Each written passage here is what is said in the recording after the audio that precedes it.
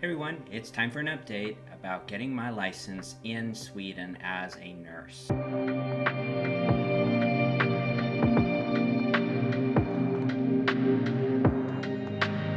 So yeah, I am in my final stage of getting my license and I've got some really good news for you all. So if you see my other videos, you know that I am from America. I come from Texas. I'm a registered nurse and I've been working as a nurse for about 15 years. I have a background in intensive care. I also was a float nurse and I worked as a diabetes educator. And then I went on and got my master's degree as a nurse practitioner in acute care. Then I decided something I want to do for all my life is to live in another country and have that experience. And so I came on a vacation one summer to Sweden. I wasn't thinking to move here, and now here I am living here.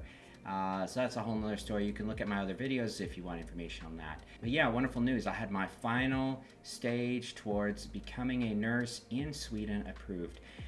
So I had to do what's called a Författningskunskap course. So it's like a course on the laws, for example, ethical type things. Do you have rights to look at patient information? What do you do in the case of a patient who can't make decisions for themselves? Who has a right to look at certain information?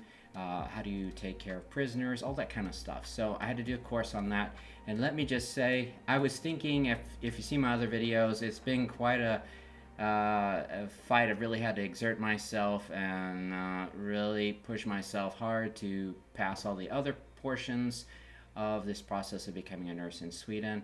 And each time I keep thinking, okay, the hard part is over, now moving on to an easier part, and it ends up being not the case. The next part ends up being even harder. So this was my final thing to do towards getting my license, and I finally passed. So the way it works is this Författningskunskap course, it's like, they say it's about 5 weeks, but it actually took me, I've been working on it since January 15th, and I just had mine, they call it Godkänd, which means like I was passed last week. So yeah, now it's the end of March, so it's taken me about 2.5 months to do it. You have to think too that it takes time for them to grade your paperwork, and what they do is they send it back and then they're like, yeah, you need to make these adjustments. And so that happened to me twice. The first time I was underkänd, which means not passed, and they said, yeah, you need to do this, this, and this, and then they sent it to me again and said, yeah, it looks so much better, there's these 2 things to do, send it again. And then I did it and they said, great job. Basically, you need like 100%. You need to be able to answer all the questions thoroughly. It's APA format, it's very high level, it's through a university here in Sweden, and you have to get that done in order to get your license here. So yes, finally passed it. It was extremely hard for me. Like I said, I thought I had all the hard parts done towards getting my license here in Sweden. And I thought this part would be easy. I kept hearing people say, oh, I've done it, and it's really super simple and easy, which was not the case. Apparently what has happened is there used to be like well, I've talked to a few doctors and nurses, and they said, yeah, we went to Stockholm or whatever, and we had like an all-day lecture, and then we had like open book test, and it was pretty easy. And then I heard some other people had something similar. It was basically open book test. But now, I think, I'm not exactly sure when they started this for us foreigners that come here, but it seems like it's been within just the last couple of years, and every single person I've met has not been passed on the first try. So don't get down if you decide to take it and you end up failing. It really sent me kind of in a spiral of depression because it was extremely hard. I will say my opinions of the course is very poor quality.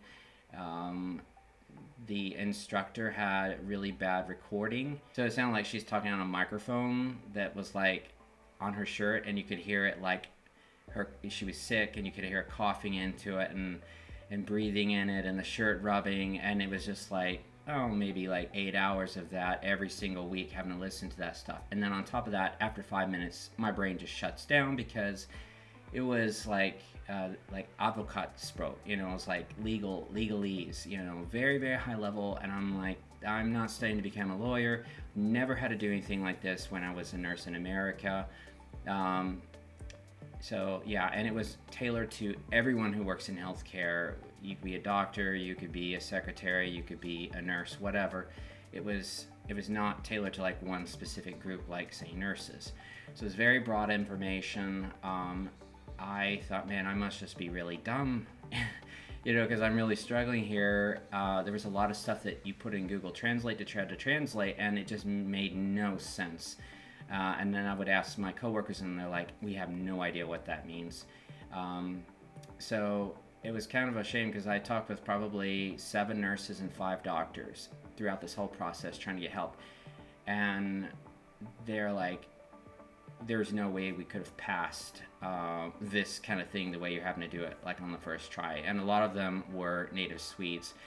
So brace yourself if you're taking this as a foreign nurse. It is really, really tough. And if you're able to take it and pass on the first try, good for you. That didn't happen to me, and everyone I know that I've that's in my circle, that has taken it, they've all failed on the first try. So be prepared for that. But I passed in any case, so that's good. Really happy about it. I feel very relieved. It's kind of surreal right now to think after, a little over 2.5 years now, I finally am at the end of the road.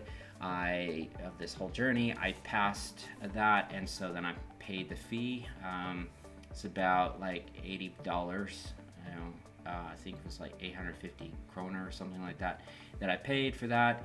I had to send them all my documents to Stockholm, to Socialstyrelsen, so they'll look at it all, and then I just wait for the license. So I'm not officially able to work as a nurse yet, but I've passed all the stuff that you're supposed to do. So now it's more of a formality. I've paid the fee. It's just a formality that they're going to have to approve everything and then say, yes, you are certified, you are legitimerad as a nurse here. So super relieved. Now at the end of that journey, and it's really been something. It's kind of crazy to think that I've been here just over 2.5 years now, and here's where I'm at, and to look back at what has happened in the last 2.5 years, and so much has happened. There's been a lot of ups and downs. It's been an emotional roller coaster, and it's been really cool to have you all on this journey. I've had a lot of support from a lot of you who follow me on this whole process. From, if you look at some of my other videos, like trying to get a bank account, coming into the Swedish system, all the legal